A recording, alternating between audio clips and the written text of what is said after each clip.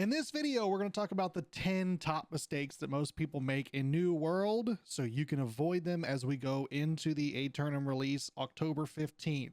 I'll also give you one extra special mistake to avoid as we go into this new release. Let's jump in. Number one mistake is sleeping on cooking. In the early part of the game, you are going to be directed to make a ration. This is pretty much the last time this will be mentioned explicitly, and that is unfortunate because cooking is such a huge part of this game, and mastering how to use it is a great way to boost other things that you would do in the game, such as when you're specializing in armoring and you're making armor, there is cooking boosts that will help you do that better. When you're out adventuring as a tank or as a damage build, you can use these food boosts in order to give you more strength or more intelligence for a limited amount of time. And as you're out harvesting resources, you can take different foods to increase your luck so that you can get better drops, in addition to the trophies and other things you can equip in your house. The second mistake kind of goes along with that, and that is not equipping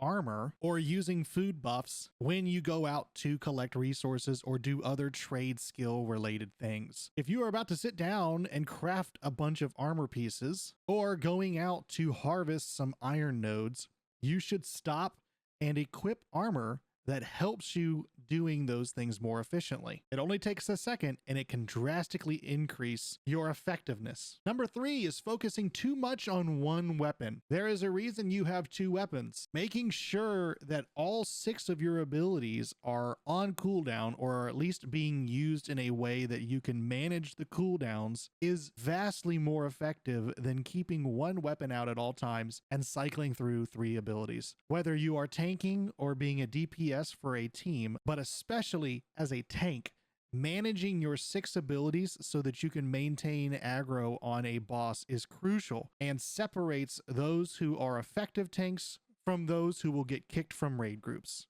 Number 4, not paying attention to your weight. Anytime you leave a city or going out on some new questing or some new harvesting, making sure that you visit your storage and dumping all of your gear or getting rid of any equipment is crucial and prevents you from getting all the way out to an area to harvest resources just to have to head back because you have no weight. Tip number 5, don't be afraid to use your Azoth. This is going to go out to a lot of the people who first started playing upon initial release, and Azoth was a very scarce resource. Using it for traveling was very expensive in addition to the other ways that you can use Azoth, and it was very difficult resource to come by. The vials to be able to recharge your Azoth were quite expensive in the store, but now that is a thing of the past. Azoth is very abundant, and I feel that most people will stay at a max Azoth through most of their gameplay, all because they either forget to use it or are afraid to use the resource. Do not be afraid to use it. There are plenty of ways to get it. Number 6, not upgrading your tools and your gear. At certain points in the game, you will hit different level checkpoints that give you access to the next tier of tools or give you access to equip gear that has maybe been sitting in your inventory, but you weren't able to equip because you weren't high enough level. Don't sit on this gear. Every few levels or even every level, be sure to check in on your gear to see if there's any new gear that you can equip. And at those checkpoints, make sure you're equipping the next tier of tool because it drastically increases your effectiveness. Tip number 7 is don't be afraid of the trading post. It can be very intimidating, and seeing the amount of gold that it costs for certain items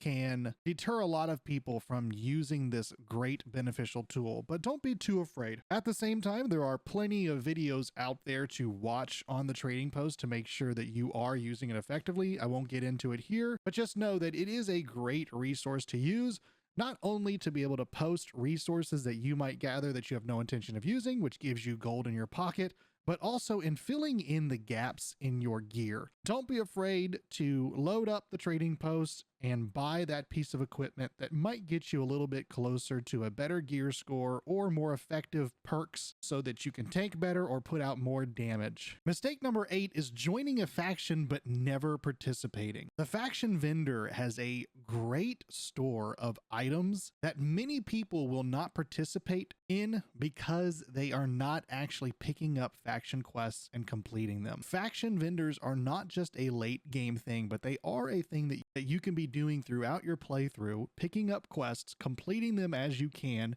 and using that currency to buy better gear and various resources. Don't sleep on the faction quests. Pick them up and complete them as you can.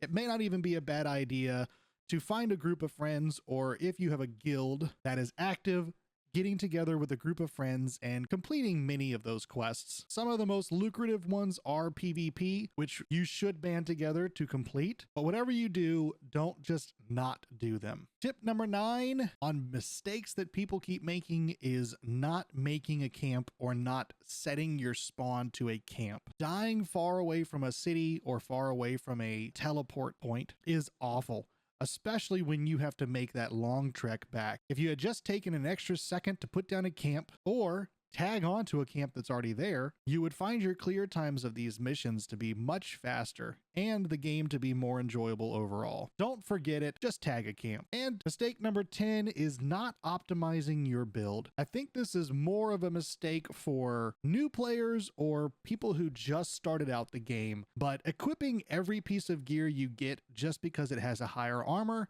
or is a higher gear score is not the correct play to make. If you are a strength-based tank, equipping that new chest piece that has plus 10 intelligence in place of a plus even 6 strength chest piece is a very bad move. It doesn't matter if the gear score is better.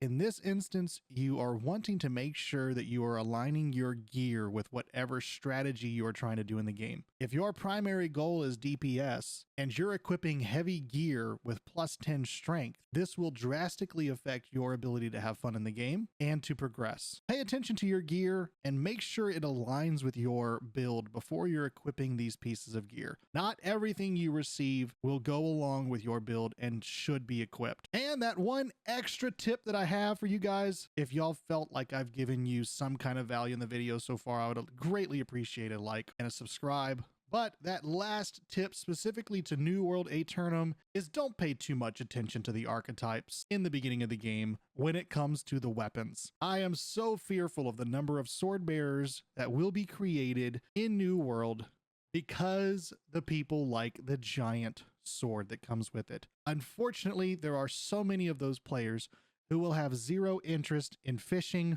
or cooking, and they just wasted 2 trade skill boosts instead of just picking the soldier and getting mining and just dropping the sword the first chance they get for a giant great sword. When you make your initial character, the 3 squares at the bottom of the page which show your trade skill boosts are the most important piece of that build. Do not pay attention to the primary or secondary weapon. Instead, there will be plenty of opportunities for you to get those weapons in the early part of the game or to buy them at the trading post within 30 minutes of starting the game when you get access to the first city. As always, thanks for watching, guys. Like, comment, subscribe, and I can't wait to see everybody in Aeternum in October